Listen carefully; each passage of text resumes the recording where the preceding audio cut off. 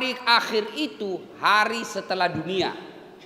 Kan yang kita lewati itu alam roh dulu. Alam roh. Sudah alam roh, ibu bapak kita menikah, kemudian bekerja sama dengan baik, tinggallah dalam rahim. Hari ke-40, roh itu ditiupkan ke dalam ruhnya, ibu tak, perutnya, rahimnya. Maka kita ada di dalam namanya alam rahim. Alam rahim itu kemudian keluar, menjadi alam fana. Ini alam dunia kita sekarang ini. Setelah dari alam dunia ada alam berikutnya, namanya alam kubur. Siap-siap maki ini yang muka-muka sakaratil maut. Yang sudah tua ini, siap-siap maki ke alam kubur. Ini mau kemana? Pasti mati bos. Ya. Sudah itu dari alam kubur. Kemudian kita dikumpul, dikasih bangkit lagi kita. Namanya hari kebangkitan. Jadi seluruh manusia dari Adam sampai kiamat, setelah hari kiamat hancurkan sehancur-hancurnya di dunia, tidak ada lagi tinggal. Maka dibangkitkan maki. Hari kebangkitan. Nah, siapa dulu yang bangkit? Dialah Rasulullah Muhammad sallallahu alaihi wasallam. Nabi bangkit. Oh, itu kuburnya seperti ini. Diangkat jenazahnya, lalu beliau bangun, dia gosok matanya. Terbuka matanya. Begitu terbuka matanya, kira-kira kalau Palali bangun hari kiamat, siapa dulu Bapak cari? Siapa kira-kira? Kalau saya pasti ku cari dulu, mana anakku, mana istriku, mana bapakku. Tapi tidak. Nabi begitu terbuka matanya berkata, ya Jibril. Langsung lihat Jibril. Jibril, hari apa ini? Dan badannya Nabi yang bangkit itu seperti utuhnya ketika hidup. Tidak dimakan cacing tubuh beliau, tidak dihancurkan tanah tubuh beliau, sama ketika hidup. Tidak ada kurangnya. Cakep, bersih badan beliau. Keluar menurut hadis. Digosok matanya, ya Jibril, hari apa ini? Jibril menjawab, ya Muhammad, inilah hari kebangkitan. Ipoto no, hari kebangkitan ini. Lalu beliau tanya, ya Jibril, kalau ini hari kebangkitan, apa beliau tanya bapaknya? Mana bapakku yang tidak pernah kulihat? Tidak. Mana ibuku yang cuma 2 tahun saya bersamanya? Mana cucuku Hasan Husain? Tidak. Lalu siapa yang dia tanya? Ya Jibril, kalau ini hari kebangkitan, aina ummati? Mana umatku? Mana Das'an? Mana pun? Mana semua itu umatku? Tidak ada satupun keluarga beliau yang dicari. Begitu cintanya Nabi kepada kita. Bagaimana cinta kita kepada Nabi? Bagaimana cinta kita kepada Nabi? Anak muda, berapa anaknya Nabi? Apa?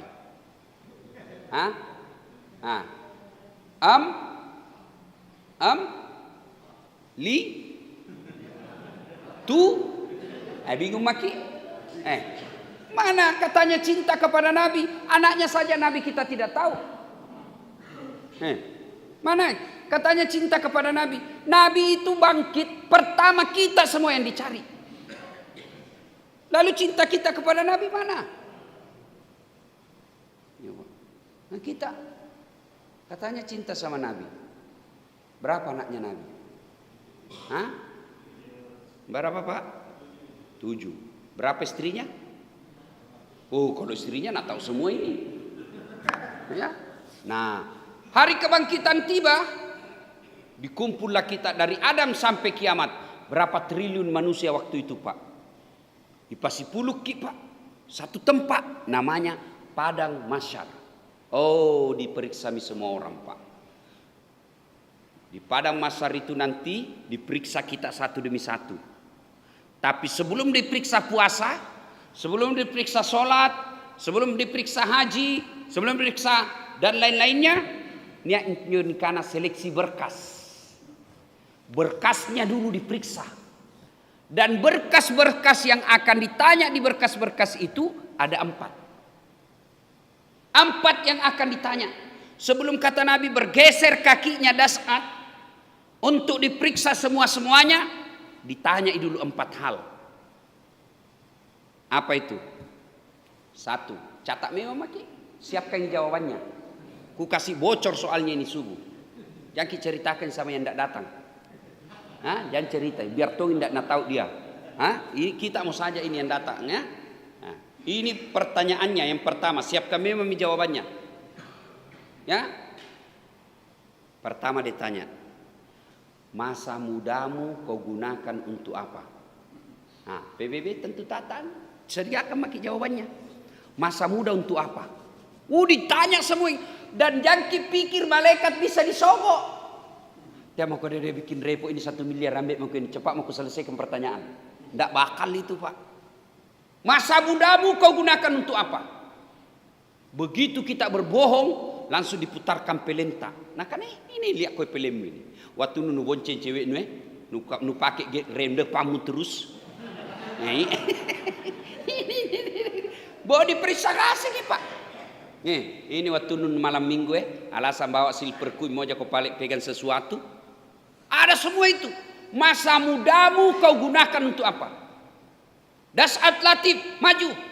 Masa mudamu kau gunakan untuk apa?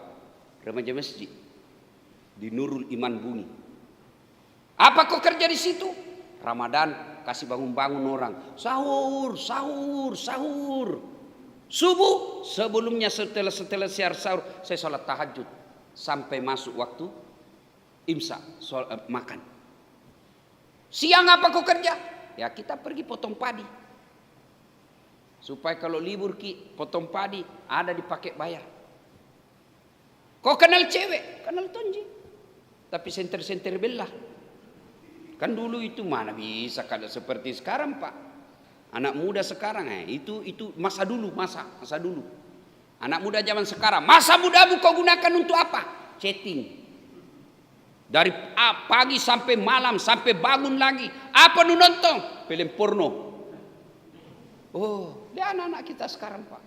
Malam apa kau kerja? Video call. Halo sayang. Kasih lihat bedek lidahmu. Kasih lihat lagi. Ya, turun sedikit. Ya, buka kancing bedek sedikit lagi. Ini asing jo video sebentar. Masa mudamu kau gunakan untuk apa? Bagi adik-adik ini remaja masjid, masih bisa dievaluasi, masih bisa diperbaiki. Tapi kita yang lewat nih, Bapak ini, masa muda tak bisa dibayangkan apa dulu dibikin. Ya, bisa tahu semua. Susah diperbaharui. Kalewat nih. Apa? Jawab nih. Bayangkan itu. Jadi kalau pulang nanti supaya lengkap nanti jawabannya catat memang nih, Pak. Catat. 17 tahun saya balik. Pernah kak picuri sandalnya Pak Imam.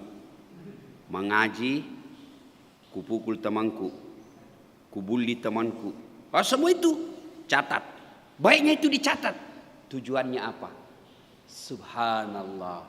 Allah masih kasih kita waktu untuk mengedit masa lalu tak. Bagaimana cara mengeditnya? Taubat. Sebelum ini diputus, sebelum ini film ditayangkan di akhirat, sebelum semuanya masa muda tak dulu itu yang salah-salah kita pertanggungjawabkan. Wala tai'asu mir rauhillah. Jangan kau putus asa kata Allah. Ada waktu untuk evaluasi, ada waktu untuk mengeditnya. Bagaimana cara editnya? Taubat. Taubat maki. Ya Allah, hilap kak dulu ya Allah. Pernah dulu ada cewekku ya Allah, hilap kak ya Allah, hilap saya. Sudah itu datangi itu orang minta maaf. Itu pentingnya tadi saya bilang catai. Apa aku lakukan? Sudah itu cari satu-satu yang pernah kita sakiti. Pak Imam yang pernah kita curi sendalnya karena panjang dulu imamnya waktu sembahyang dicuri sendalnya. Kacau begitu, Pak. Pak Ustaz yang sudah dikasih kempes bannya karena carame sanging kita nasinggung baru lihat-lihat iki. Itu ada tangi itu, Pak. Kalau dosa kepada Allah, dek nama susah tobatna, Pak. Tak benengei suruh kau pilih. Seandainya disuruh kau dosa, pilih dosamu. Dosa kepada Allah dengan dosa kepada Pak Camat, dosa kepada ulama, dosa kepada tetanggamu, lebih baik kau dosa kepada Allah. Kenapa dosa kepada Allah lebih baik daripada dosa kepada manusia? Sebab dosa kepada Allah gampang tobatnya. Menyesal, mengakui, tidak ulang, ganti kebaikan, dosa apapun kata Allah, wak dampang kau, saya maafkan kau selama kau tidak melantik dirimu jadi Tuhan. Saya ampuni semua. Satu itu dosa tidak nampuni Allah, dosanya Fir'aun, dosanya Namrud. Apa dosanya Fir'aun, dosanya Namrud? Dia lantik dirinya jadi Tuhan. Selama kan tidak ada pakai di sini melantik diri sebagai Tuhan toh, tidak ada. Maka selain dosa itu, nak dampangi pengelatan, nak maafkan Allah. Nah, itu enaknya kalau dosa kepada Allah, menyesal, mengakui, tidak ulang, ganti kebaikan, habis. Tapi kalau dosa kepada tetangga ini agak berat. Kenapa? Harus minta maaf sama dia. Tidak cukup minta maaf saja, kasih kembali barangnya yang pernah kau ambil. Bertetangga, misalnya kemarin bertetangga kita ambil tanahnya tetangga diserobot 1 meter, syaratnya pamoter iki bos. Selama tidak dikasih kembali itu tanahnya tetangga taubatnya tidak diterima dan akan berperkara nanti di akhirat. Ya Allah, nambil itu tanahku 30 cm. Gara-gara tanahku nambil 30 cm, tiap hujan di Makassar pasti banjir rakodong. Saya minta keadilan. Allah bilang kalau begitu ambil sholatnya 30 tahun itu orang. Itu makanya kalau dosa kepada Allah diedit. Cara editnya taubat. Bagaimana cara taubatnya Ustaz? Istighfar. Astagfirullahaladzim wa atubu ilaihi. Mau yang lebih sahdu. Astaghfirullah Rabbal baraya, sambil kita bayangkan dosa yang pernah kita lakukan. Astaghfirullah minal khataya. Atau istighfarnya Nabi Yunus, la ilaha illa anta subhanaka inni kuntu minadz zalimin. Ulang-ulang. Istighfar gugur dosa. Istighfar gugur dosa. Istighfar gugur dosa. Makin banyak istighfarnya, makin banyak dosa yang hancur. Maka bapak-bapak yang usia-usia senja mulai maki batu-batu, kabur-kabur mi penglihatan, susah maki duduk, kencing hampir 5 menit kuncil lagi, ndak enak mi semua dimakan, susah mi masuk, tanda surat mi itu, SMS mi itu dari Malakala Maut, dia bilang siap-siap mau cikali, siap mau dijemput. Maka caranya apa? Perbanyak istighfar, istighfar, istighfar. Dan hebatnya Tuhan tak, sebesar apapun dosa lebih besar ampunan Allah. Nah, itu yang pertanyaan pertama. Masa mudamu kau gunakan untuk apa? Yang kedua, ditanya lagi sama malaikat, umurmu kau gunakan untuk apa? Masa muda lewat nih. Sekarang umur, jawab nih. Ya Allah, dari lahir sampai 13, ya belum dicatat dosa itu Pak. Kapan mulai dicatat dosa kalau kita umat Islam? Mulai dicatat dosa balik. Orang Bugis bilang balik gak nih? Balik nih. Mana ciri-cirinya balik kalau laki-laki? Biasanya berubah suara. Yang suaranya tadinya mirip-mirip suara perempuan, begitu dia mulai balik, mulai agak ngebas suaranya. Dan hebatnya itu Allah, tidak ada orang satu pun di dunia yang sama suaranya, kecuali dibikin-bikin. Kalau suara aslinya, lihat maki kalau menelpon ki, hebatnya itu namanya suara dan telinga. Halo, biar tidak dilihat orangnya, ditahu, oh kita Ustaz. Coba. Suara itu bisa merekam telinga tak dia bisa bedakan. Bayangkan seandainya tidak bisa dibedakan mana suara pembantu, mana suara istri. Subhanallah. Ya. Nah, mulai balik suara kita mulai lain-lain. Kalau laki-laki tiba-tiba ada di sini muncul. Namanya jakun. Orang Bugis bilang carido. Bukan caridoi nah. Nah, goyang-goyang di sini. Nah bilang aku ingat sekali saya waktu aku kecil. Komita kuna sang anak darah nak ajak mau mailomu amicu ko. Bagaimana orang mamicu nak kedo cari doe? Pasti turun. Ya kan? Nah, umur digunakan untuk apa? Apalagi tanda-tanda balik. Ini ada di remaja nih. Tanda-tanda balik, mimpi basah. Nah, kalau mimpi basah sudah balik itu. Kalau perempuan haid.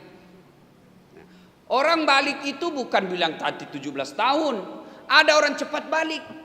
Baru 9 tahun sudah haid. Ada perempuan begitu sekarang. Karena pengaruh dari hormon. Suka film-film porno dia nonton, makanan juga ikut berpengaruh. Kalau zaman-zaman dulu barangkali anak muda balik usia 15 tahun, ada juga 16 tahun. Sekarang ada 9 tahun sudah mimpi basah. Ya? Nah, itu. Nah, kemudian pertanyaan ketiga. Ini agak penting dibahas. Hartamu kau gunakan untuk apa? Kau belanjakan untuk apa? Bayangkan nih Pak. Itu tadi umur, masa muda, satu pertanyaan. Umurmu kau gunakan untuk apa? Satu pertanyaan. Tapi berkaitan harta, dua pertanyaannya. Hartamu kau dapat dari mana? Kau belanjakan untuk apa? Muka belakangnya ditanya. Dari mana kau dapat hartamu? Parkir. Makin jadi tukang parkir. Apa sepenuhnya halal? Tidak. Kalau bapak parkir pungli, haram. Mana itu parkir pungli? Di karcis 3.000. Tapi kita cuma minta sama orang 2.000. Ini namanya bersekongkol. Dia bilang jangan kau pakai parkir. Supaya saya tidak bayar 3.000, 2.000 mau. Nah, kau juga untung. Ini berkolaborasi namanya ini. Barang salah nak parkir. Kalau dia ini tukang parkir seperti ini, ya, ini yang namanya pungli, pungutan liar, haram. Kalau kira-kira masuk neraka 17 miliar nak curi, kipas-kipas sih Pak, 17 miliar. Kalau parkir 50.000 nak masuk neraka, tidak seimbang ya bos. Hartamu kau gunakan untuk apa? Dari mana kau dapat? Harta kau dapat dari mana?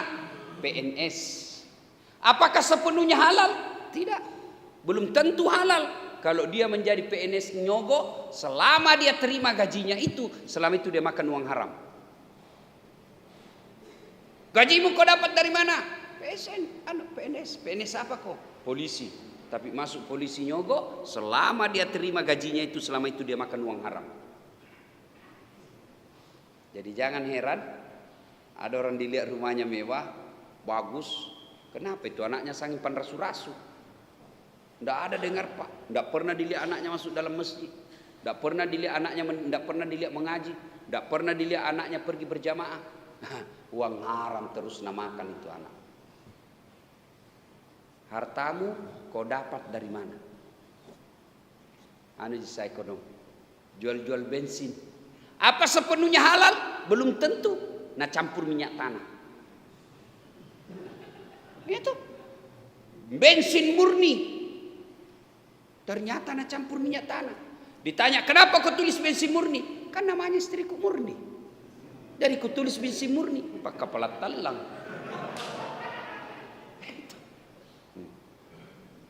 Maka hati-hati. Hartamu kau dapat dari mana? Pakai kontraktor. Oh, hati-hati kontraktor. 9 semen dipakai harus tertulis di situ. 5 jina pakai. Hati-hati. 4 sak semen ditimbung kau nanti bos. Disamek, di beton kau. Hati-hati Pak. Hartamu kau dapat dari mana? Hati-hati. Nah ini yang membuat kita nanti akan berurusan di akhirat. Banyak masuk neraka gara-gara harta. Saya heran lihat orang yang mencuri uang, menghalalkan segala cara, banyak mie rumahnya, makan juga sudah dilarang mie makan nasi. Kan ada itu orang banyak mie uangnya tapi dilarang makan nasi, tapi masih serakah Pak. Mau kau apa? Kau makan saja paling 1 mangkok coto selesai perut. Nah tidak habis itu hartamu, tapi masih mencuri kiri kanan, ngambil kiri kanan, itu setan. Maka untuk soal harta ini Allah ajarkan kita wa barakatan fir rizqi. Ya Allah berikan kami rezeki yang barakah. Apa itu berkah banyak? Tidak. Sedikit tidak tentu juga. Apa itu berkah? Penuh manfaat. Ada orang Pak pegawai honor di suami istri, tapi alhamdulillah bisa pergi umroh. Barakah itu hartamu bos. Ada orang hartanya berlimpah-limpah, banyak sekali uangnya, tidak pernah pergi lihat tanah suci, tidak berkah itu hartamu. Ada orang banyak uangnya, tapi tidak pernah kita dengar nyumbang di masjid, tidak berkah. Ada orang sekedarnya saja kasihan penghasilannya, tapi setiap ada pembangunan masjid, tahu ada 2 sakna semin, berkah itu. Dia tidak kaya, tapi setiap Ramadan pasti papa bukai meskipun seadanya saja. Dan orang kaya sekali seumur hidupnya cuma 1 kali papa buka, itu tidak berkah hartamu. Nah, ditanya, hartamu kau dapat dari mana? Maka silakan maki jawab itu. Harta dari mana? Bangun-bangun rumah. Dilarang berusaha? Tidak. Yang dilarang menipu pembeli. Wa ahallallahu bai'a wa harramar riba. Allah halalkan jual beli, tapi Allah haramkan riba. Apa itu riba? Menipu pembeli. Berapa harganya ini? 70 juta. Badai, mahal nak kodo. Mana bisa? Itu lagi na modal jiku kasih ko bos. Karena temangki modal jiku kasih ko. Padahal niat minuntunna 10 juta. Demi Allah 10 jutanya itu haram kau makan. Karena kau tipu orang. Bagaimana paling dagangnya Nabi? Contoh Nabi. Berapa ini Muhammad? Ya, Aisyah kasih kak, Khadijah kasih kak modal 10 dirham. Terserah mi kate. Mau ki beli modal, alhamdulillah ndak rugi kak. Tapi mau ki kasih untung kak juga, boleh. Ini yang banyak ini penjual ikan kasihan.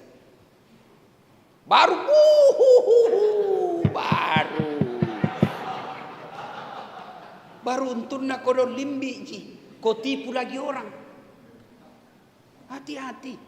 Maka berdagang itu, berniaga itu, berbisnis itu adalah pekerjaan yang paling berat buat kita. Itulah sebabnya kenapa para nabi dan rasul sebelum diangkat menjadi nabi dan rasul, sebelum dilantik menjadi nabi dan rasul, apa kerja-kerja mereka adalah pedagang.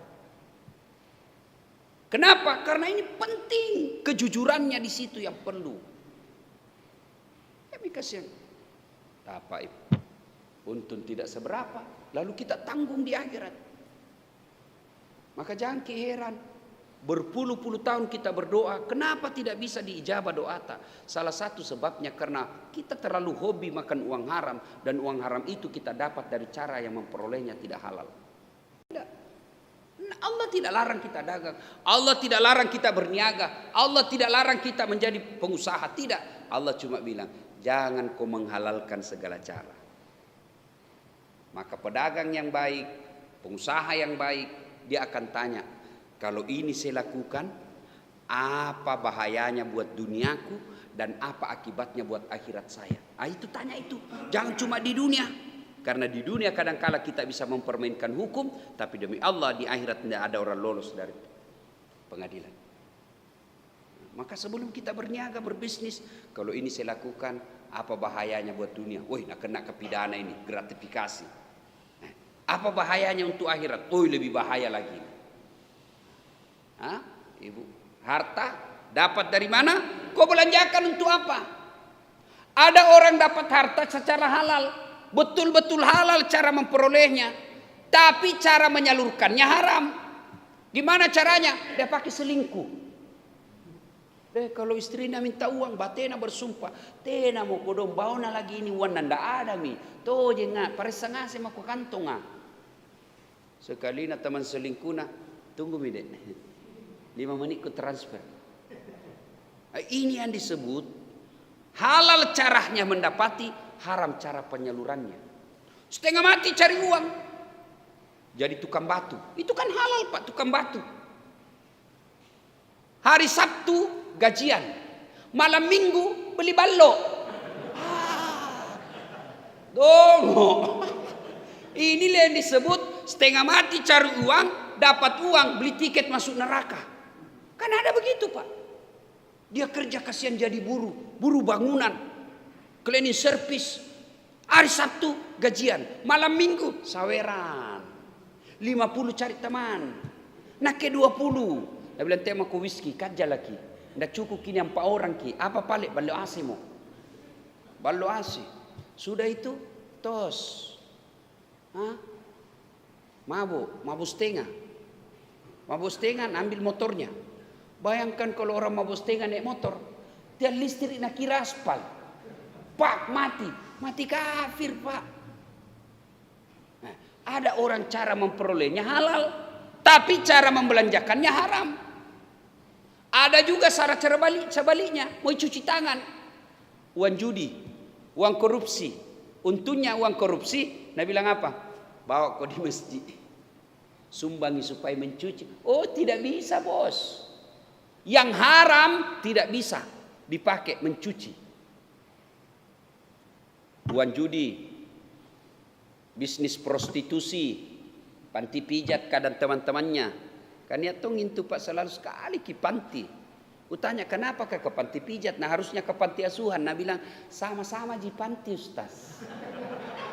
Sama panti tapi beda cita sana bos. Nah bilang kita mau diuru-uru ustaz. Cocok milain diuru lain mengeras. Nah, itu namanya cari uang, beli tiket masuk neraka. Nah, ada juga bisnisnya bisnis haram, hasil korupsi. Hasil nyogok, disogok supaya masuk pegawai anaknya orang, sogoknya 500 juta, supaya Nabi bilang supaya bersih ini 500 juta, sumbang ke 100 juta, tidak bisa karena nas haram. Yang boleh dibersihkan harta kita dengan zakat sedekah adalah apanya yang samar-samar, ya dagang kayaknya ini tidak halal ini caraku ini kita ragu-ragu, itulah yang dibersihkan dengan zakat sedekah. Nah ibu bapak saudara-saudara sekalian, ada hal penting lagi yang berkaitan dengan harta. Bapak-bapak yang punya harta banyak, yang banyak-banyak uangnya, tapi jarang tong kuliah orang yang banyak uangnya datang salat subuh. Jadi susah tong diceramaikan, tidak datang ini masjid. Sangat sulah.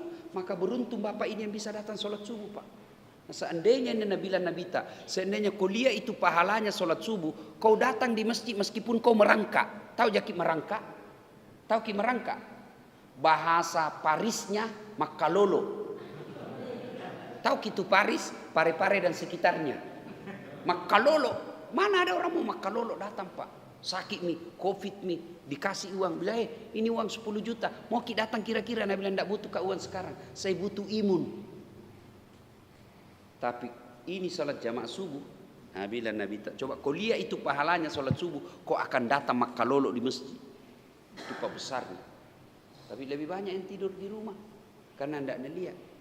Coba ini ada calon wali kota, Nabi bilang siapa yang datang sholat berjamaah subuh dapat rokok 10 bungkus, pulsa 200.000, sembahyang subuh 4:30, jam 1 penuhi masjid. Padahal baru rokok itu. Kenapa? Karena dilihat pahalanya. Nah, bapak-bapak yang banyak hartanya di rumah, punya anak, bereskan memang itu hartata, namanya wasiat. Ini berapa banyak orang pak saya lihat meninggal 1 tahun kemudian bertengkar anaknya dan tidak malu pak berpengadilan adik kakak. Baik anakku, betul baik anak tak, tapi istrinya provokator. Ini yang biasa ini mantu. Masa kau anak pertama ndak ada nunda apa? Kau yang ngurus bapakmu dari waktu nak kena stroke, kau yang mandikan bapakmu. Kenapa itu adikmu tiba-tiba dapat banyak rumah? Mulai ribut. Gara-gara istri provokator. Dan juga kita takut sama istri. Ya tong itu bapak, hebat dia di luar pak. Singa di luar pak. Tidak ada orang berani ganggu pak. Sekali sampai di rumah deh Hello Kitty. Ada juga yang begitu takut sama istri. Akhirnya apa? Berdosa sama orang tuanya. Orang tuanya sudah meninggal, berperkara harta. Maka bapak-bapak yang Allah beri rezeki, selesaikan memang. Itu namanya dalam Islam wasiat. Berwasiat memang maki. Belum dikasih. Lebih bagus lagi kalau dikasih memang modal usaha. Apa kalau mati maki pak? Kalau dikasih masih hidup kita bisa tegur ketika dia salah. Kita bisa didik. Saya kasih kewarisan dari semua harta ini bagianmu kau rumah. Baik kau di sini. Kau bagianmu ini ruko. Pak bagi rata memang. Karena kalau meninggal maki berperkara mereka, kita yang disiksa di kubur. Maka berwasiat Belum pi mau ku kasih anakku wasiat misalnya, simpan, panggil notaris, ini wasiatku. Mobilku si Bunsu. Rumahku ini kan ada tuh itu anakku podong tidak ada sekolahnya, tidak pernah sekolah, tapi dia ngurus kak baik sama saya. Ini mebalak tawana. Perjelas memang. Ya, itu kebun di kampung karena ada anakku suka sekali pulang kampung itu mi bagiannya. Catain semua supaya kita meninggal datang notaris bacakan ini wasiat aman anak-anak. Tapi kalau tidak lihatlah itu sekarang berperkara, maka sebenarnya warisan sebaik-baik warisan untuk anak itu bukan harta, tapi apa? Ilmu. Kasih dia ilmu biar dia hidup dengan ilmunya, dan itu ilmu tidak bisa narampok saudaranya. Dan yang terakhir yang akan ditanya di akhirat kelak, yaitu ilmumu kau gunakan untuk apa? Arsitek gunanya untuk apa? Itu ilmu bawa tong supaya gampang masuk surga. Saya arsitek Ustaz, alhamdulillah. Manfaatkan itu ilmu untuk kebaikan. Apa? Gambar masjid. Jangan dibayar, gratis ini gambarku. Ini Tommy tidak perlu di modal otak saja, dan Allah kasih ke otak tidak perlu saya bayar. Sudah saya gambar masjid. Itu mi pahala. Saya punya ilmu komputer. Kau gunakan untuk apa? Alhamdulillah. Kalau rusak komputernya di masjid, saya bantu. Saya punya ilmu apa? Aplikasi, bikin apa itu jaringan apa semua. Saya bantu itu masjid. Ada panti asuhan, saya sumbangkan dia, saya perbaiki komputernya. Ada saya perbaiki apanya? Ilmu gunakan untuk apa? Saya ulangi, mudah-mudahan ini kita catat baik-baik, kita siapkan jawabannya. Masa mudamu kau gunakan untuk apa? Usiamu kau gunakan untuk apa? Hartamu kau dapat dari mana? Kau belanjakan untuk apa? Dan yang keempat, ilmumu kau gunakan untuk apa? Semua ini kita jawab, pasti kita hadapi. Maka sebaiknya persiapkan jawabannya mulai sekarang. Tapi insya Allah tidak usah cemas. Kenapa? Karena yang jawab semua ini nanti bukan akal. Biar kita sudah bikin itu jawabannya, lalu kita kantongi, kita kasih tahu anak, tak kasih masuk nanti di kain kafan supaya saya bisa jawabannya. Tidak bisa Pak. Yang menjawabnya adalah amal kebaikan, amal-amal kita, insya Allah. Nah ibu bapak saudara-saudara sekalian, inilah tausiah kita, mudah-mudahan ada manfaat.